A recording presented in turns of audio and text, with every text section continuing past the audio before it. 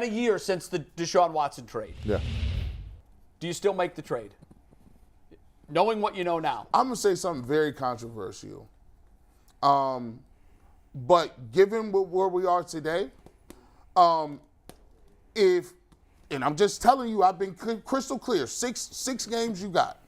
But if they continue on the path of just get Watson and letting everything else fall to the wayside, no, I don't. We said that months ago. No, I will not do the deal. Because what you're doing is you're trying to set it up for some sort of, I don't know, like put it all on his shoulders. Like if you're going to go get Watson and pick all these picks, we should not even be sitting here contemplating, talking about why you were sitting here without going to get him weapons. Why would you go get him if you're not going to do anything? It's the analogy, G, I gave you of the house with no furniture. You bought the house, now you got to furnish it. Now I need and don't be crying because you have to buy furniture now. So are you might have to overpay for some furniture. So if you can go back in time, do you do this deal again? Yes I or no? would do it if. I would still do it. Yeah.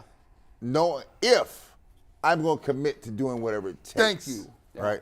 But if you tell me I'm going to do the deal and I ain't going to do nothing else. And I'm going to be half in, half out. Nothing else. They traded for Amari Cooper. Let's not say nothing else. Let me tell you something. One person I agree they haven't done enough. One person does not make a team they on 52. Signed David the Joker. You guys were excited about that last Well, with those guys, he was 3-3. I'm sorry. I've been on organizations where they put great teams together from all. I know what it looks like. This ain't it. The Dolphins. This is not it. The Dolphins went out. This ain't it. The Dolphins, they're all in. Tua got 96 concussions. They said, "Give me Jalen Ramsey." Guess what? They was like, "We're gonna draft another receiver. Give me Tyreek Hill." That is called. I got everything in. We got to live in reality. Don't say they've done nothing. There's skill position talent. It's got to get better. Let's not start with they've done nothing. They haven't done anything. This offseason at wide receiver so far in a week, they've done nothing. I just gave you examples of them not doing it all the way to 2021. They traded for Amari Cooper, did they not? Is he not one of their best wide receivers? And Amari Cooper got them last place. That's your best run. Is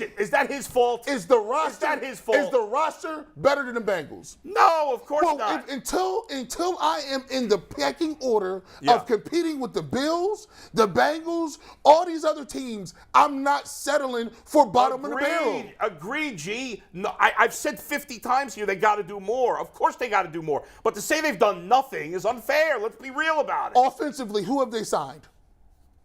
Just this year? Nobody. It's been a week. Nobody. It's been a week. So teams that are good can sign people, but we can't. Well, of the available the talent, Browns have signed 6 people. What are you talking about? On Just offense. at one position. On offense. For a guy you paying $100 million, $200 million. They didn't. Who did you want them to sign? I wanted them to say, "Can we go? You give me Cooks. You could have given me Paris Campbell. You could go get Hunter Campbell's Renfrow. just a guy. Hold on. Come on. You could get Hunter Renfrow. You could get DeAndre Hopkins. I could keep going. Go trade. Do something." First of all, 2 of those 4 guys have not been moved yet. Paris Campbell's not any better than DPJ. So the only guy you can argue is Cooks. I'm about tired of his name too. They inflated this dude like this dude is but the next coming. you're talking about Paris Campbell. Lord, Who the hell is he? What's he Donovan, done? I've been hearing about Donovan Peoples-Jones for about 10 What's years. Paris Campbell done? Didi's 12 o'clock. Didi, where you at? Didi, can we get in here? My God. Maybe.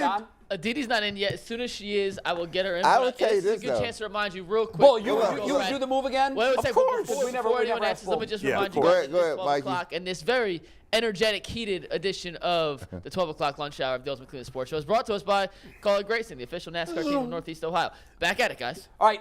One of the things that was, I would still do the trade, but barely. And here's why. All right. Because when we did the trade, the question was, well, who else are you going to get? Right. Who else is out there? Yes. Do you know who could be had right now for the contract Watson got? Lamar Jackson. Boom. So you'd rather have Lamar? Yeah. Oh, yeah. No doubt. No doubt. Every day, twice on Sundays. Yes, yes, yes. The Browns couldn't get him, though. Look at the numbers that he's been offered. Yeah, but look at the chasm between what Watson got and right now what we know to be the best offer in the barn for Lamar Jackson. I think if would the Ravens match any offer the Browns made? Any offer? No, yes, no way. They would. No, they wouldn't. 100%. Nope. They've got a number. That's why I love the Ravens. They know what their number is. They know what their ceiling is, and they're not going to let the situation stretch it. I don't believe because here's the thing: where Baltimore's ready to do, if they have to do it, we'll start over. I don't think they'd let him go to the Browns, but we'll never know. So we won't. But I will tell you this: Right now, if you could call Lamar Jackson right now and say 5 for 237, whatever the numbers were, taking it, he would sign it so fast he might injure his wrist. It's unrealistic because if like Watson hadn't been traded to the Browns, he wouldn't have gotten that big a contract. That's a fact. But thus Lamar wouldn't be looking for as much money. We'll know when the deal is done with Lamar to go wherever he's going to go. We will compare that to Watson's deal, and then you can compare how they perform going forward. I would have told the Browns when they were restructuring my deal if I was Watson, I'll restructure it. But I'm going to tell you what I'm going to get out of that, too. I'm going to get something out of it. I will restructure it only if you get me that. Do you think he would have said, you have to do it in a week, otherwise I'm leaving? No. Or do we have till at least the draft? No, you at least have to get me a top 15 type receiver because those top 15 Is that possible? They're gone. Wait. There were no top 15 wide receivers available. Of the available people. There was nobody. Hold on. Of the available pool of people. Yeah. And you rank those individuals in free agency. The top 15 names available in free agency are gone. No, they're not. Yeah, There's 3 guys left: McCole, Hardman, Shark, and Odell. But Bull, you keep saying we're only a week in. But here's where you have to. This is where G's going with that. The dog ears. The amount of talent that's available has dramatically dwindled. I know, but who is the wide receiver that you wanted them to get that they didn't get? To his point. Yeah. Of the 15 that were available, we're not saying there was a top 15 available. Right. But most of the guys that were attractive are gone. I know. There's 3 still available. That's what I'm saying. And of the 3 that are available, there's a reason not to sign that player. Yes. There's none of the top. Or they would be signed. None of the top 15 players available at wide receiver were that good. I know, but it's a snapshot of what's available right now. So you would have been excited. You would have been excited for Juju Smith-Schuster, but you're not going to be excited for McCole Hardman. Is there much of a difference between those guys? No, neither of those guys are the guys that I would have targeted anyhow. If they get one of these 3 guys left, including your guy Beckham, who I don't want him to get, but whatever, if they get one of those 3 guys, they need 2. Or if they make a trade, you don't need 2 veterans. You could get 2. The second guy could be a young player. Or if they trade for Hunter Renfrow, who, speaking of being overrated, I mean, everybody loves him. I hope they do so we can see what those 2 can put together. I really do. So, fine, trade for Hunter Renfrow. I'll take it. I mean, I'll take that. That's a move. The point is, as critical as I am of their skill position talent, it's not good enough. I'm also going to be fair and say, well, there's still plenty of time to get it better. If they don't do it, F them. I'm killing them. But I'm not going to go 100% all in killing them today when it's only been a week and there's only 1 wide receiver that's gone off the board that I think's any good, and that's Cooks. I'm going to kill them today and ask for forgiveness when they get it done. Fair enough. That's just different from my mentality. Let's go with your girl. Yeah. And we're going to bring in a deal here. Yeah, pressure. And today is also a new sponsor alert. Lincoln Electric is the sponsor of our first NBC. Always said they're number 1 in electric. The best electricity in the world is Lincoln Electricity. If you need a job, Lincoln Electric is now hiring, so check them out. What's up, Aditi?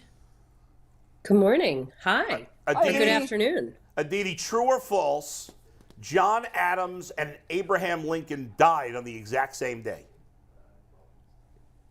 True.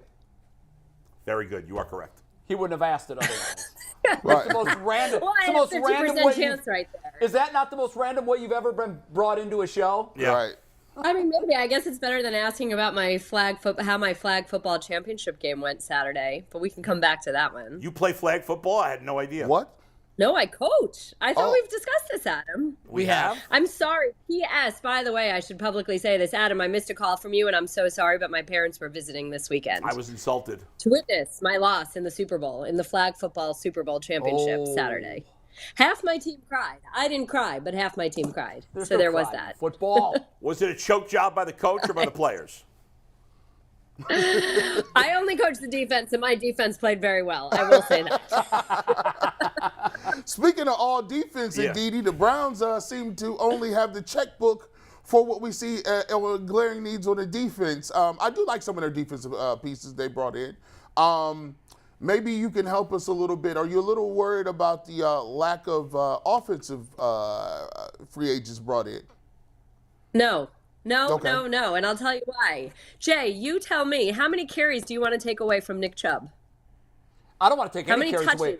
I don't want to take any carries away from Nick Chubb. You what? More Say Nick that again. Chubb. I'm sorry. I don't want to take any carries away from Nick Chubb. I just feel like you guys were sitting here or have been waiting all offseason for this big, high-profile #1 wide receiver signing. Why? You've got one of the best offensive players in the game. Frankly, I would like Nick Chubb to get 20 to 25 carries a game. I'm with you. I don't think that he's used enough. Thank you. You've got me too. Amari Cooper. You win Donovan throwing the football, Peoples-Jones Didi. is You know getting that. better. You win throwing the football. I agree with you. You know Aditi. that. You know what, guys? I'm so sorry, but this connection is a little screwy. I think you need to. Do you need another receiver? Sure. Do you need another top line receiver? No. And I wouldn't be spending the bank on getting some big top line receiver. I think the moves that they've made right now are so impactful. It's this defense that really needed shoring up. It's that defensive front. It's the way you needed to be able to stop the run, the way you needed to build up the interior of that defensive line. I love the energy. I love the energy that Juan Thornhill brings in. And so you're going to be able to get a serviceable #3 receiver. And like I just said last week, I haven't given up on David Bell yet. Yeah, I haven't given up I don't know on if him you either, guys but are I don't know that I listening have to hopes talk that to he's going to myself. come in and I don't know that he's going to come in and be a difference maker. I mean, we saw enough of him last year. But you don't need a difference maker. That's my point, We disagree. Jay. Agree to This disagree. offense didn't Yeah, I need a do. difference maker. Yeah, I think we You're- do need a difference So- maker. so- I mean, look, I'm all with you. I love Nick Chubb, and you've got him. You better use him. You can't now suddenly decide, yeah, we're not going to be a running team. You're all in on Nick Chubb. You've got him. He's the best in the league. Use him. But I do think that, to Bull's point, yes, you need a running game for sure. Check. Browns have that. But you also have to be able to move the football, and you need to do it with a variety of receivers. And I don't know that And room that's has fair. enough And yet. you have Amari Cooper, who you want a little bit more from. Yes. You have Donovan Peoples-Jones, who you need a little bit more from. You have David Njoku, who you need a little bit more from. You just signed another tight end that your quarterback has a great relationship with. Yep. I think it's fair. And I'm not saying that they don't need a receiver. I'm just saying there shouldn't be this disappointment that one of the top 10 receivers in the game wasn't signed, that you didn't bring in another $20 million a year wide receiver. Why do you need two $20 million a year wide receivers? Because the Bengals got When him. you have Nick Chubb, when you're focus of your offense, because again, then you're going to have that same conflict of we need to feed the ball to somebody. We need to make sure to involve somebody early. We need to make sure everybody's happy. We need to get the touches around. No, you need a complementary But, piece. Aditi, You don't there's- need a primary piece. There's no team in the league where no good team in the league's most important player is their running back on offense. None. Who is it? Derrick Henry. Really? They're not good. They Derrick suck. Henry. Yeah, exactly. Yeah, but you they wouldn't suck. have said that about Derrick Henry? But Tennessee's going down the tubes. They never won anything They had with a Derrick lot Henry. of injuries last year. It's funny that you say going down the tubes, Yeah. and yet Tennessee has had that level of consistency that we keep talking about.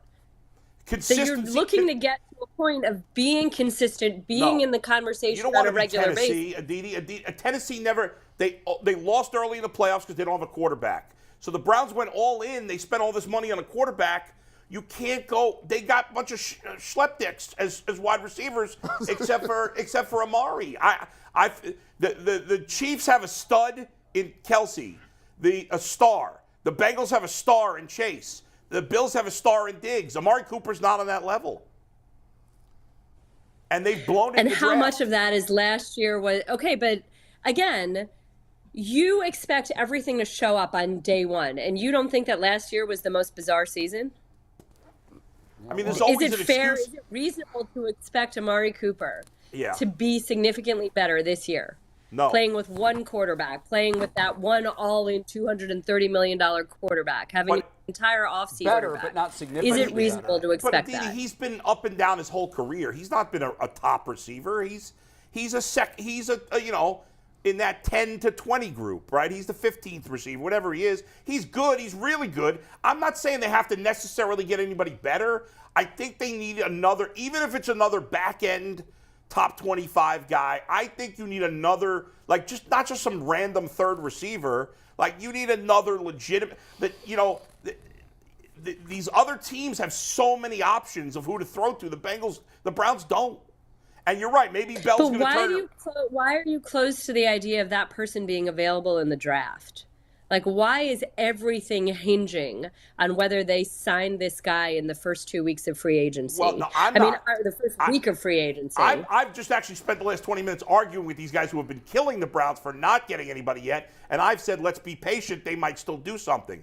But their track record in the draft is not great. Let's be fair about it. Now, time will tell on some of these guys, but overall, in 3 years, Andrew Berry's not drafted well. Not drafted well, period, or not drafted well at that position? At that Both. position. Both. Well, yeah, you know what, Didi, that's an interesting point. I want you to give Andrew Berry a grade for his acquiring talent skill set, ATS, as we call it here on the Ultimate Cleveland Sports Show. Everything, trades, free agency, draft. Where is Andrew Berry? Guys, that's so hard. I don't have everything in front of me right here. I feel like I need several years. That's tricky. It is again, hard. like I'll say this. Off think the top that there of your is head, a though. piece. I mean, you know what he's acquired. Not every single piece, but in if we just general. look at this free agency period, right? If we just look at this free agency period, and I know you're asking about everything. You're asking about the draft. You're asking about free agency. You're asking about trades. Right. I think it's very, very hard to have this conversation without having all the information in front of me, because I mean, I hate to do that. You know this about me. I know. But I'd say even just taking this window right here of free agency, it gives us a window into how he approaches things. He's very targeted. He's very methodical. He doesn't let emotion get in the way. I really like what he has done with the defensive front, the way that he has said we are going to be a much more attacking front. And this goes back to the hiring of Jim Schwartz. So if we believe that both he and Kevin Stefanski together knew that they needed to make a decision or needed to make a change at the defensive coordinator position and knew that they needed to target somebody very specific, they did. They went out. They got the perfect guy for what they need. Now they're getting him the perfect personnel for the way he likes to play, which is to wreak havoc in an offense's backfield. You feel that. You feel the energy of a guy like a Juan Thornhill, too, who's excited and who knows what it takes to win, because we know that, right? That's the number one way that you learn how to win is by actually winning. So you're bringing in a guy who's won and who's seen it. I like all of that. I think the one piece that I keep hammering home that I know a lot of people don't necessarily buy into, but that I will always stand by, is that personality component. And so I'm eager to see how these guys fit in. And when I say personality component, I mean the dog. And we've been talking about this for a long time, that the Browns need that edge. They need that guy that is getting his teammates up on one leg to do otherworldly things, that teammate that makes everybody slap on whatever they need to slap on and play in every possible to their limits on Sunday. And so that piece, recognizing that ecosystem of a locker room, that ecosystem of a sideline may need something, I think that that's something that Andrew Berry perhaps has not taken note of or missed on or not properly assessed. Outside of that, I think it's too hard, Jay, right now, unless I am sitting here and looking at it. And Mikey, you couldn't have told me that was being thrown my way? No, that I that better was do my organic. I research? prepared for. Yeah. Listen, Yeah, that was organic. Jay thought he came up with ATS, like against the spread doesn't exist in the world of Right, sports right. acumen. So yeah, I Didi, I did not plan for this. By to the be way, part of it. Acquiring talent skill set. That's my ATS. Let me give you these are the players that Andrew Berry in 3 years has drafted with a top 100 draft pick. I won't even go past that. Top 100 draft picks over 3 years. And tell me if I'm unfair about any of these. Martin Emerson, good pick, good player. Alex Wright, to this point, has done nothing. But he was only a rookie. I'll give him time. David Bell, useless his first season. I'll give him time. Greg Newsome, good pick. JOK, useless pick. Anthony Schwartz, useless pick. Jedrick Wills, mediocre, was drafted way too high at 10. Grant Delpit, he came around a little late last year. Jordan Elliott, useless. Jacob Phillips, useless. And those are top 100s. Those are just the top 100 picks he's made in the 3 years. So that's basically third round or better. Third round or better, yes. And you've got to have more hits in those three It's rounds. just not enough hits. That would be okay if it was 4 through 7. but Look not, at the not Yeah. 1 through 3. biggest free agent signing 2 years ago, Austin Hooper, disaster. Biggest free agent signing the year after that was John Johnson, disaster. But you got to give him credit for the Amari Cooper trade. Amari Cooper, great trade. The jury is Ethan still out Pocic, for the biggest move he's made, and that's Deshaun Watson. Watson certainly. Ethan Pocic was a great signing. Great signing. So who is feeding Andrew Berry these people? Because it ain't Andrew Berry running all No, these it's an sites. organization, right? There's a who's lot of doing it? Paul DePodesta has a voice. I think Kevin has a Scouts voice. are- Scouts have yeah. a voice. I mean, Same they're as every doing other this as team, an organization. Andrew Berry is the face of it. Because let me tell you how it works in the draft room. When you have a draft room, you bring all your scouts in there. Right. This is what happens. You have to stand on it. Somebody's vouching for it. Yeah, they're I'm fighting for standing their on guy. it, right? Right. Yeah. So who's standing on these people? Who knows? I Yeah, mean, they're random there's guys. too in every much lot, going you know. on. But you I don't. think, But for you. us to But you know. don't hear turnover.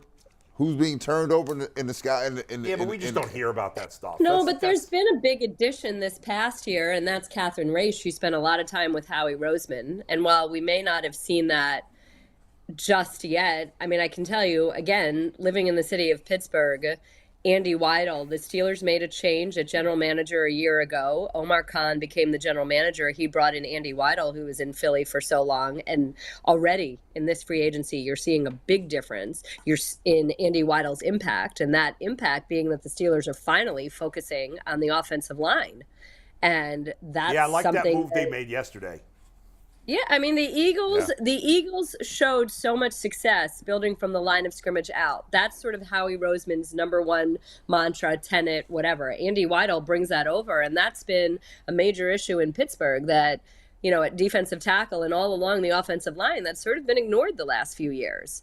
Patched together, whatever. Not so much anymore. Right. So remember, Catherine Raish also comes in from there. She is extremely well respected and well thought of by Andrew Berry, by everybody in that building. She'll have a big voice. Let's see what impact she brings. And it's fair. And I should say this, Adam. Thank you for reading all of that out. I think that it's hard with some of the younger players. I'm willing to give you Jedrick Wills at this point. I'm willing to give you Anthony Schwartz, which I said last week. He is what he is. We know what he is. Yeah. I do like Newsome. I want to see more out of Wright and Bell and Emerson as well. I think that MJ Emerson's got a lot of potential. I love him. DeQuell said he would release JOK. In year two. I'm sorry? DeQuell said he would just cut JOK. Let's try to get him back down. That was hard. I mean, it's hard to give up on a draft pick. I don't think I think once you've gotten this far along, though, they don't get the same leeway maybe, or they don't get the same boost, whatever. I know you got to go at 12:25. I want to drill down on something you said because I think it's very interesting. It's something that we've talked about on this show for a very long time. With the term that we use, you used it, dogs. You need dogs to win. You got to have them. And to me, it feels like that is absolutely the clear, obvious missing element to this entire group of guys that he's brought in. Who is that fiery personality that is going to rally the troops when the troops need rallying? And it's got to be a player, not a coach. And I think he has underestimated and perhaps undervalued that personality trait when it comes to his assessing his entire body of work as it comes to bringing players into the organization. Who am I afraid of? And I don't know these guys well enough yet. I haven't met them, so I can't tell you that, but you certainly hope that. And you know that Jim Schwartz is the type of guy that recognizes you need that. Yeah. You'll get more of that fire from him. You're right that it can't just come from a coach, that it has to come from a player. And this is something that I've been saying for a long time now. So I don't want to be doing this like, oh, look, but I've been saying this since the season, from within the season. So yeah, it's something you hope that that's something that's recognized and acknowledged at this point. And again, I wish that I could speak more. I don't know that I was more educated on any of these guys. I don't know them well enough to tell you whether one of them is those guys. I can tell you this. I liked the new guys. Yeah.